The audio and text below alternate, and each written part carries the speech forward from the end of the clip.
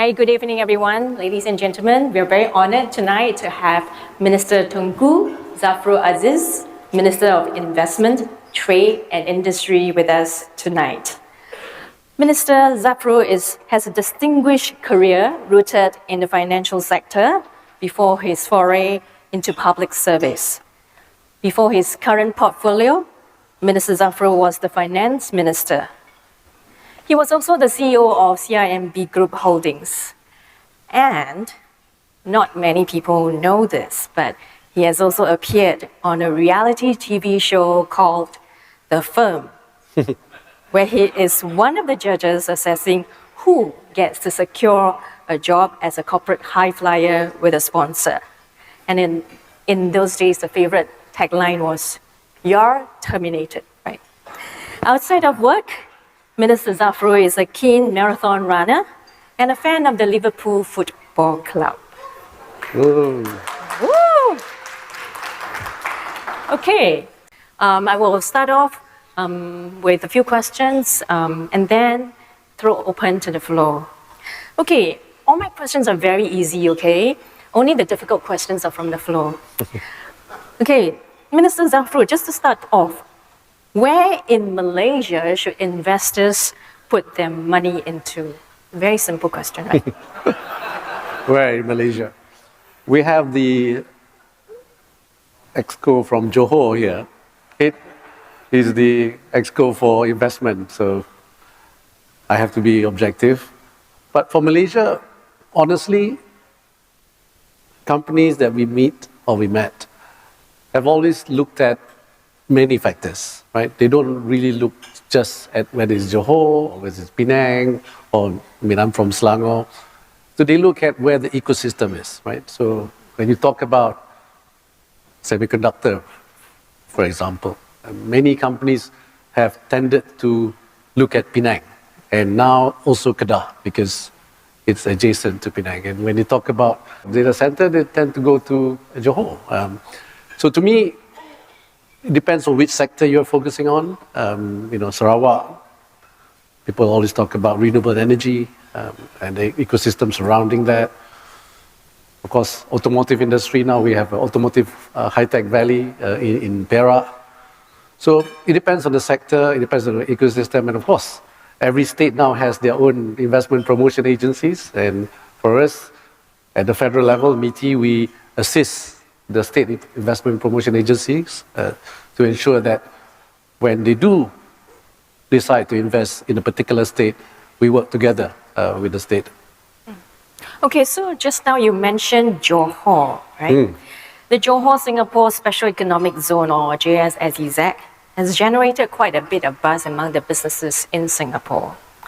And much of the incentives announced so far are targeted at the larger companies, right? Take, for example, there's this capital expenditure requirement of 500 million ringgit to enjoy the preferential tax rate of 5% for up to 15 years. But this will exclude SMEs and startups who will bring different value to the table, but maybe they don't have that kind of capex expenditure to spend.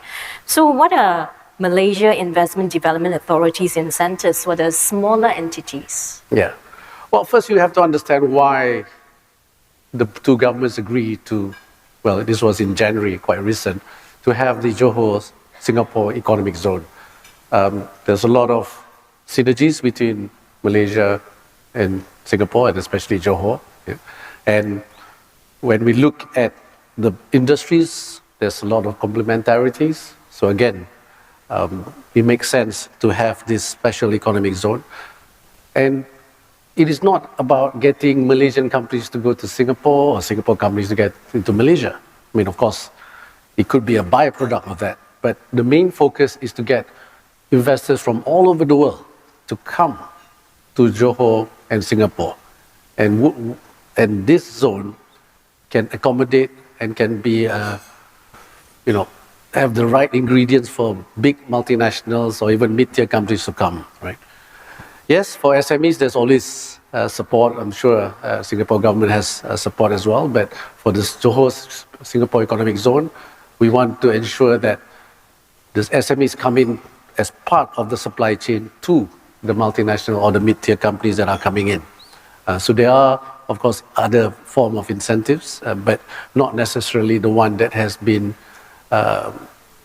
described by your good self just now. And we also have family offices in the financial city in Johor, and we also have many other key so-called attractive ingredients. One is we talked about mobility of labor, mobility of goods, ease of doing business when it comes to customs and immigration. So this also will help SMEs. So you're following the Queen Bee approach. You're thinking that once the big investors come, all the others surrounding the ecosystem will also come together, the Queen Bee? Yeah, in a way, because the spillover will be there, right? Well, we have a big conference on Tuesday in Singapore, jointly organized by MTI and our ministry together with Johor state government, and there will be some good news that we will be sharing. The momentum is there. We need to sustain the momentum, but of course there are challenges as well. I think expectation is also very high by many businesses and investors who are interested to invest in this economic zone. Oh, so something new is coming up? Yes. Will they be applicable to SMEs and startups?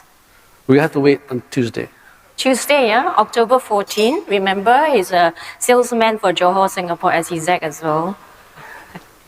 Okay, so Minister Zafrul, now back to the new Industrial Master Plan 2030. It outlines an ambitious and commendable vision for Malaysia's transformation. It focuses on high-value, sustainable sectors for business owners and investors. Policy consistency is key for them. Could you elaborate on the specific mechanisms in place to ensure that the strategies and incentives laid out will remain stable and consistent, even through potential changes in government leadership over the next decade? You mentioned the National Industrial Master Plan, NIMP 2030. There's other plans as well. Of course, recently the Parliament approved the 13 Malaysia Plan. We have the National Energy Transition Roadmap. We have the Green Investments, many plans that we've announced. And I think what's important is that we are clear that regardless of who is the government, well, the government of the day at that time, policies continue. And we've seen that. I think Malaysia have proven itself that the policies are consistent regardless of who is in power, especially when you look at the plans that have been rolled out. And this certainty is very important for business. So you gave an example of the Industrial Master Plan. It is a five-year plan up to the year 2030. It's based on 4 missions. It's a new approach. It's a mission-based approach. But if you look at the objectives, the targets, it is very clear that it is something that all Malaysians want to achieve, right? So we align both the private sector together with the government sector, and we ensure that regardless of what happened, of course, the document or the plan has to be agile and dynamic at the same time, but the spirit and objective, the target that we want to achieve by 2030 for the Industrial Master Plan, for example, creates the right momentum for everyone to be together. Well, companies especially. Okay. You have, in a past instance, pointed out that one of the enablers to achieve the mission of the nation is talent attraction and development, especially in the areas of renewable energy, advanced manufacturing, and the digital economy. What concrete long-term strategies is the government implementing to build a sustainable pipeline of local talent, Malaysian talent, with the technical and R&D skills required to drive these industries forward? You're asking very technical questions. I thought it was going to be more interesting, like what Bill.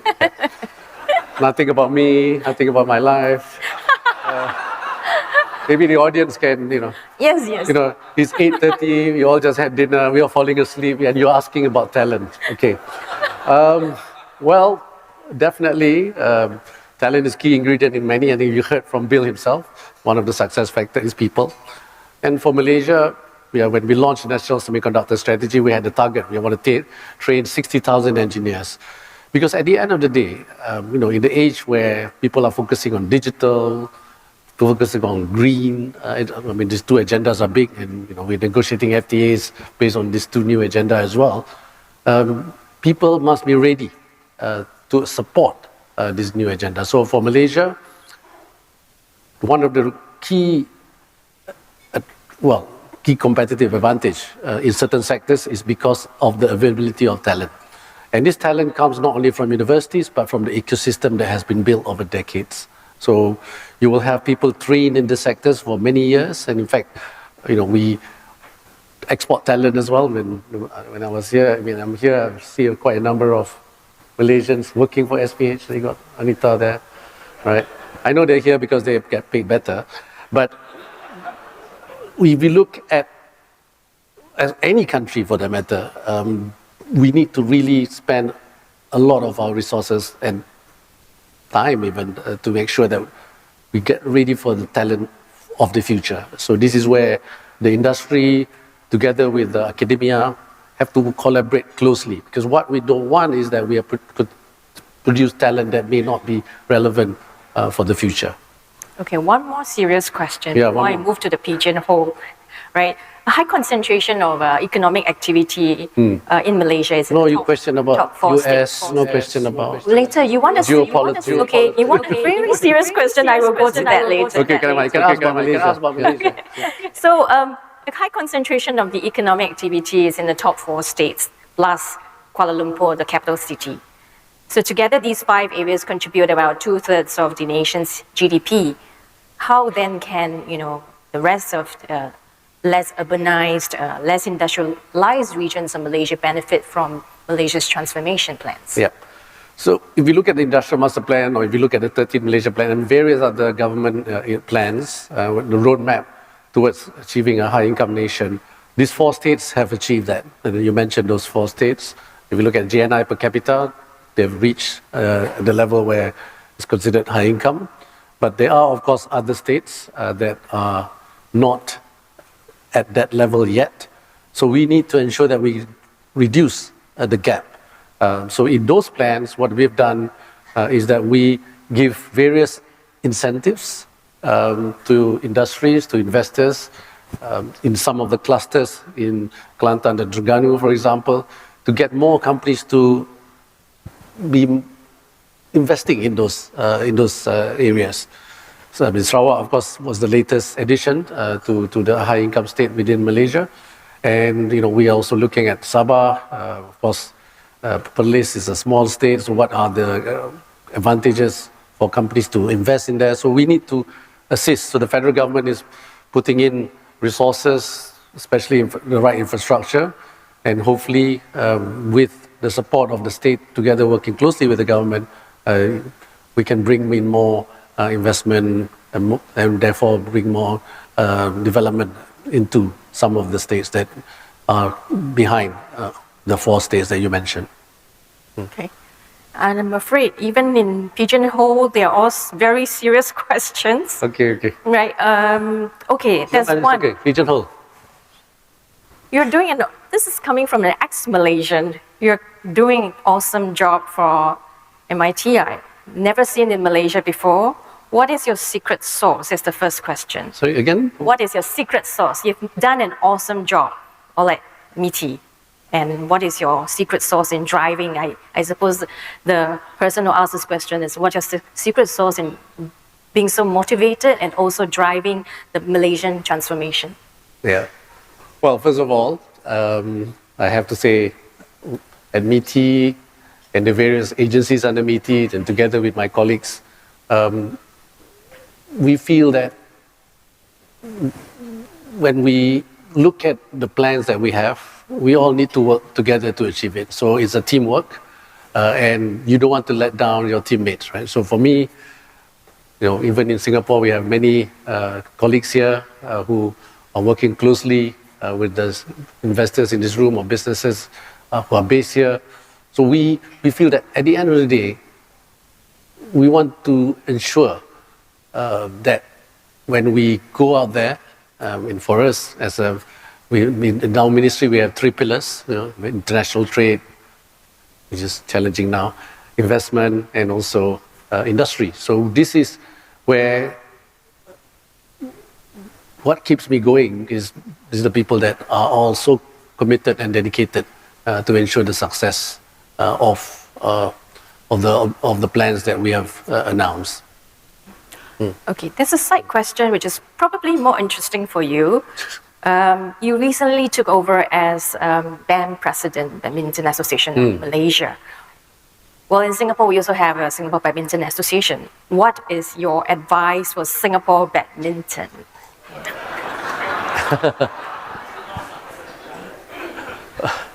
Well, I just took over the presidency of Badminton Association of Malaysia a couple of months ago. Badminton is the second most popular sport after football in Malaysia. So there is a lot of pressure and a lot of expectation. I'm sure Singapore is the same. But for me, badminton and like any other sports, we need to build the talent pool from the grassroots. Right? So if you ask me about Singapore, it's similar. From primary school, for Malaysians, primary school means 7 years old all the way up to 12. You need to ensure that we start them young, expose them young, have many tournaments, coaching, get the parents involved, because this is where, if you want to build a strong Malaysian badminton team, and today we do have, but we want to be more structured and to increase the probability of success. And for Malaysia, when I took over the presidency, I told the council members that we should try and get back the Thomas Cup next year and make sure that we get our first Olympic gold medal in the next Olympics. So let's see. Okay. I'm hard-pressed to find any non-serious questions. Okay, this one. If you had a magic wand and could fix one thing holding Malaysia back from becoming ASEAN's top investment hub, what would you zap first? Bureaucracy. Bureaucracy. Can you talk about it? Basically, I think most of you here who are in businesses that engages customers, you look at all the customer pain points and try and cut it down. So for Malaysia, we've seen the success with Johor. We had the Invest Malaysia Financial Center in Johor, where we try and reduce all that pain points when it takes months to get approval, and we reduce it to maybe weeks. Sometimes some industries or some of the approvals will be done within even a week or hours. So this is, I think, the biggest challenge for any government, biggest challenge for any companies as well, is to cut down on the processes, but at the same time managing the risk of cutting those processes down. And thankfully, with the advancement of technology, we are able to do that better and safer today.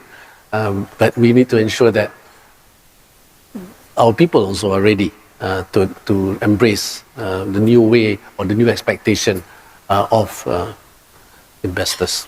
Can AI be applied in any of the processes? Yes, I think AI has already. And I give you a simple example. If you fill in the same forms for different agencies, now you can fill in one form, and the AI will map it out so that you don't have to fill it again and again. So that will reduce time. So sometimes you go to utility companies, they ask for the same forms to fill. I mean, you're filling in the same information. This may sound very 101, very basic, but trust me, these are actually sometimes pain that we take for granted, that less people are used to it, but actually you can actually look at reducing that pain points. And we went through that. We had an investor journey process. We met all the companies, and that process is ongoing. And we had some sandbox for certain industrial parks, for example, certain zones, and we've seen the benefit. And now we are slowly rolling it out to other states. Okay, back to something a little bit more serious. Okay. You've mentioned this. Malaysia has developed 2 kitchens to serve the West and to serve China. How do you think that affects Malaysia's future productivity, investability, and cost of doing business? Yeah. Well, for those of you who are confused about these two kitchen, someone asked me whether with the realignment of supply chain, given the trade wars between two major economic powers, whether this new realignment of supply chain based on not just resiliency but based on economic security will mean that companies will then have to start realigning their supply chain based on the needs of these two super economic powers.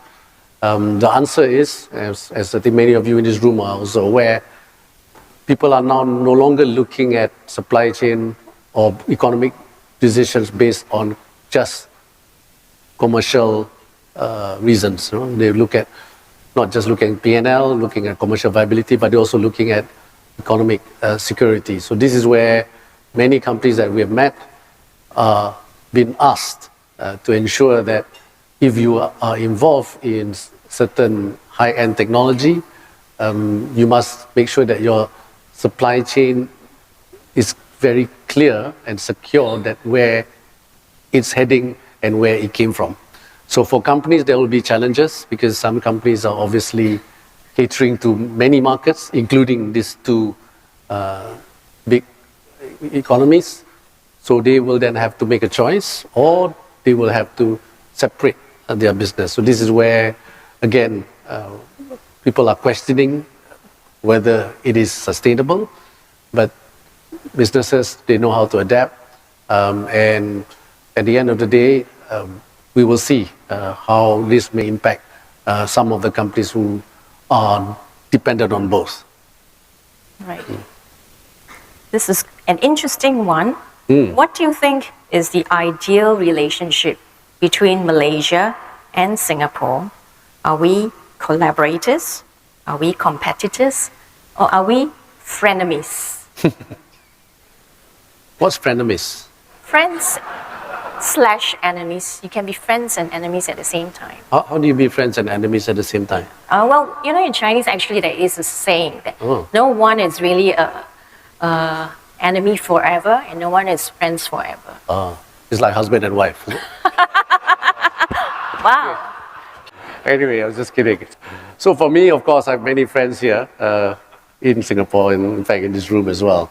I think for ASEAN as well, not just Singapore, for Malaysia and for ASEAN, we always talk about the principle of ASEAN centrality. We are all together, we have consensus driven, and we must learn also to agree to disagree, right? I think Malaysia and Singapore have gone a long way to agree to disagree, right? And at the end of the day, both need for each other to be strong, right? Economically and politically, you need to both be stable as well. And this creates the right environment, it's a conducive environment for our people, for our country to grow. So the answer is better to be friends than enemies, better to be collaborators together. And we've shown that we can, and I hope that this Johor Singapore Economic Zone is going to be an important showcase to the world how two countries can work together economically to achieve a win-win situation. Okay, there are a few questions on ASEAN, so I'm going to group them together. Okay. As ASEAN chair this year, Malaysia kick-started the development of the ASEAN Community Vision 2045. And one of the economic statements outlined is to increase intra-ASEAN trade. Yep. Right now, that's about 20 to 25% of total ASEAN trade. How can we encourage or drive greater trade among partners within this region that, actually, let's face it, we do compete with one another? Yeah. Well, we compete with everyone, right? We compete not just with our neighboring countries, we also compete with countries that produce the same products, right? We don't compete as a country, but our companies compete when they produce similar products. Like for Malaysia, we compete with Thailand and Indonesian palm oil, for example, right? I mean, if further go down, there's upstream, and further downstream, there are many other products that derive from palm oil. So that's one example. And so for me, with what's happening today, many are questioning whether the current economic order is still relevant, right? And you've seen how the Trump administration have made certain decisions with regards to trade, talking about tariffs. And for us in ASEAN, we continue to believe in the principle of multilateralism. We continue to believe that the rule-based trading system works. I mean, Singapore definitely, Malaysia as well. We came up with a joint statement, all 10 countries. So we need to show that, right? ASEAN, as a trading bloc, trades about 15% of our total trade is with the US. That's around 3.5 trillion US dollars, so it's big. And at the same time, we need to see how we can trade more within ASEAN. And you mentioned the number, 23%. So in this year, end of this month, the leaders will be meeting at the ASEAN Leaders Summit, ASEAN leaders plus our dialogue partners. We will be signing an upgrade of the ASEAN Trade in Goods Agreement. So this, we hope, will help increase trade within ASEAN. But one thing that I'm more optimistic about is that if we can conclude the Digital Economic Framework Agreement, the DEFA, that I think will drive even more. Because when you talk about trade, many of the SMEs and the micro SMEs are excluded from those trade figures. So with the Digital Economic Framework Agreement, the hope is that more smaller enterprises will be involved in trade, because 95% of registered companies in ASEAN are SMEs, right? So if we can include them in, the projection is that by the year 2030, e-commerce, digital commerce will touch 2 trillion US dollars, so in ASEAN, right? So there's an opportunity to increase intra-trade within ASEAN. And do you think that will happen by the end of the month? I think we will substantially conclude the DEFA. That was the economic deliverables that we promised our leaders, and I think we're on track to achieve that. Okay, the next question pertaining to ASEAN is that Malaysia is the chair of ASEAN this year, and in 2 years' time, it will be Singapore's turn to chair. Yes. What should be the key priorities for ASEAN to remain relevant in this uncertain world? Yeah. Well, by the time this year we will have 11 countries end of this year, with Timor-Leste is joining ASEAN. And when Singapore chair ASEAN, I don't think there will be much change, just in some of the trade policies that have been announced by many countries. So for us, we hope as Singapore, as the chair of ASEAN, will continue in the support of that principles of multilateralism that I spoke about.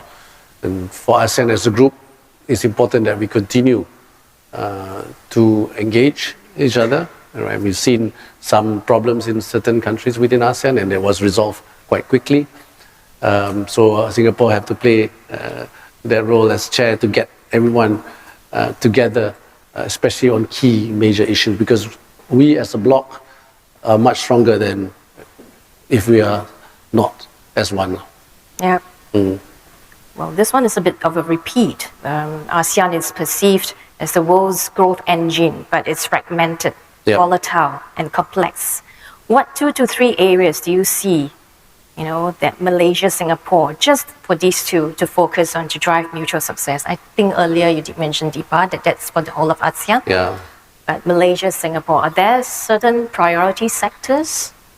Well, for Malaysia, Singapore, we have been fortunate that we've moved away from an agriculture-based to a manufacturing-based economy. If you just look at Malaysia exports today, 80% of our export is from the manufacturing sector, only 20% is agriculture and commodities.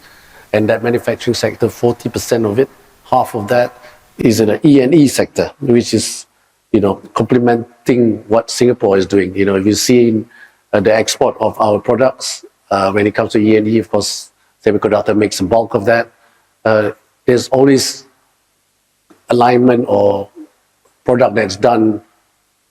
The fabrication is done here, the test and assembly is done in Malaysia, and some of the packaging is done in Singapore and Malaysia.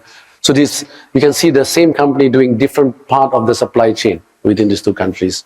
So for Malaysia and Singapore, we need to work on the strength that we have in those sectors in those sectors. I've been in Malaysia and Singapore for the last 60 years, for example. And at the same time, we need to leverage off each other's strength, right? So it is important that we continue to do that. And I think this is what Malaysians and Singaporeans want as well, to see how these two countries can work together so that everyone wins. So this one is on the larger global state. Do you foresee countries, especially in ASEAN, having to pick sides between global leaders in the future? Example, between the panda and the eagle? And how do you see both animals' development of tech and how their influences are going to reach the rest of the world? Yeah. I think for ASEAN, it's important that we continue, in making sure that we come together. That's why we talk about ASEAN centrality and ASEAN neutrality. And it's worked for us so far, right? And to be fair, in our negotiations with the US, for example, on tariff for Malaysia anyway, there's never been a situation where we've been asked to choose, right? People understand that ASEAN needs to be friends to all, right? But the question is, make sure that we are really friends to all. So whatever we give to the panda, make sure we give it to the eagle as well. So we have to treat everyone equally, and not only that, even in our various multilateral FTAs that we have, Malaysia and Singapore is in many multilateral FTA together, one being CPTPP, we're also together on RCEP. So we need to continue to engage all other blocks as well. I mean, of course, Malaysia now engaging other blocks that we've never engaged before. EU, for example, we've stopped and now we're restarting. We also applied to be a member of BRICS. We just started our commerce negotiation with GCC. So this is where for Malaysia and for ASEAN, we need to continue to ensure that to manage these two giants, we got to show that we are working, we are acting based on principles, and that's the choice that we have as a nation and as ASEAN.